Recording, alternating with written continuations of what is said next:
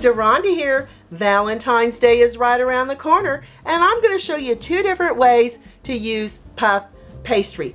Don't let this intimidate you. You can purchase your puff pastry in the frozen food section of your supermarket. Let it thaw in the refrigerator overnight the day you're planning to use it. The first puff pastry I'm making with 8 ounces of dark chocolate. If you'd like to substitute this for semi-sweet chocolate, milk chocolate, or white chocolate, you be my guest. For the second puff pastry, I'm using 8 ounces of cream cheese and 2 tablespoons jam, and you can substitute this with a fig jam, a plum jam, or whatever else you can think of. Using this egg for an egg wash on the top of our pastry before we bake it. As you can see, there's 2 puff pastry sheets. Let's set this off to the side because I'm gonna make the chocolate one first. I'll set one of these off to the side. At this point, you want your oven preheated to 400 degrees Fahrenheit. They've got layers of paper in between so it won't stick together. Add your puff pastry here to a piece of parchment paper. We're going to use a rolling pin and we're going to roll it out slightly. We don't need to roll it out much. I'm going to add my puff pastry over here on a baking sheet, and then we're going to add our chocolate cut up next to our chocolate. This is going to be our braids, and I'll show you how to unfold them here in a little bit. Make sure you cut all the way over to the end because you don't want them sticking together.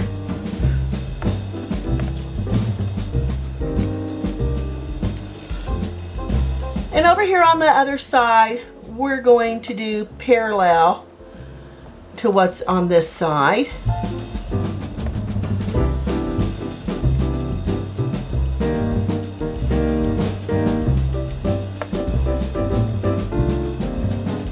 Perfect. To begin your braid, pull up your pastry on the left side, the right side, left side, the right side, until we get all the way to the bottom. This is going to be so delicious. Yes, so easy to make, and everyone absolutely loves it. It's the first dessert that's gone while you're entertaining.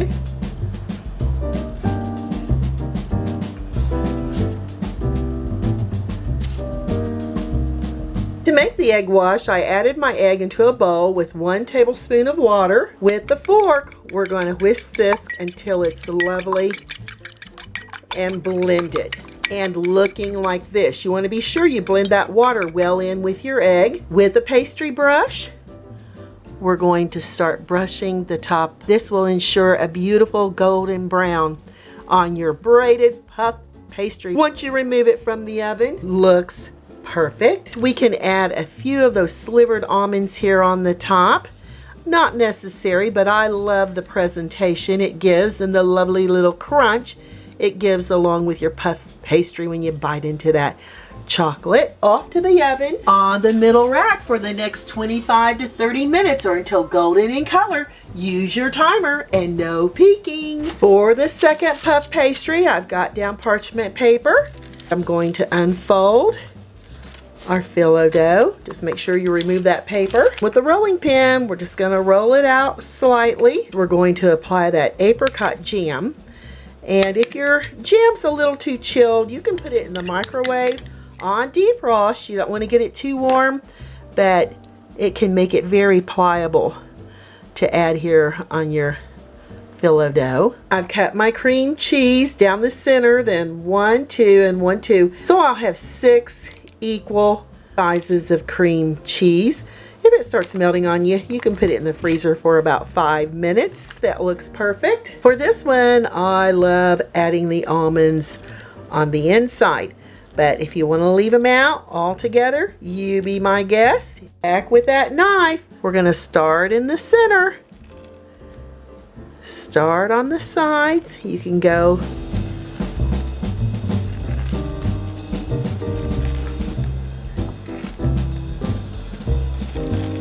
we're going to do the same thing on this side. Remember, make sure your slices in your phyllo dough are equal to the opposite side here. To make the braid, up, up, back and forth until you get all the way to the end.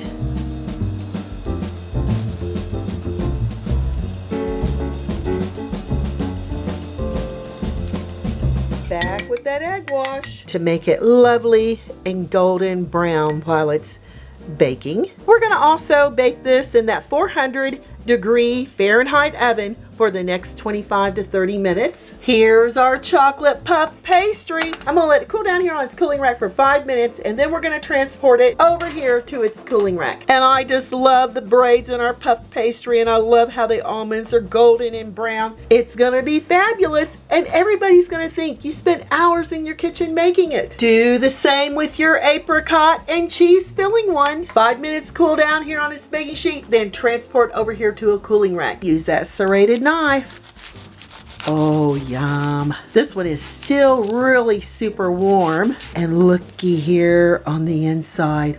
Oh my yums. I'm gonna take a bite. Let's see what this looks like.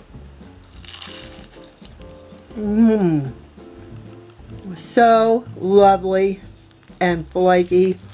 Look at that pastry, and I love the golden top that egg wash provided with that beautiful almonds on the top. Now let's do the cream cheese and apricot. Here goes.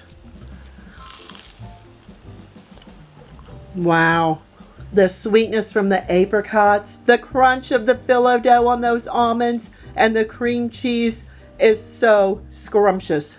You're not going to be disappointed with these two different varieties of puff pastry, and you can do it. Simple and easy to do. Beautiful and golden on the bottom. I'm Deronda with Foods 101. Have them at breakfast, a brunch, or a snack throughout the day. Give me thumbs up, leave me a comment, hit that notification bell to be the first to get my new YouTube food videos.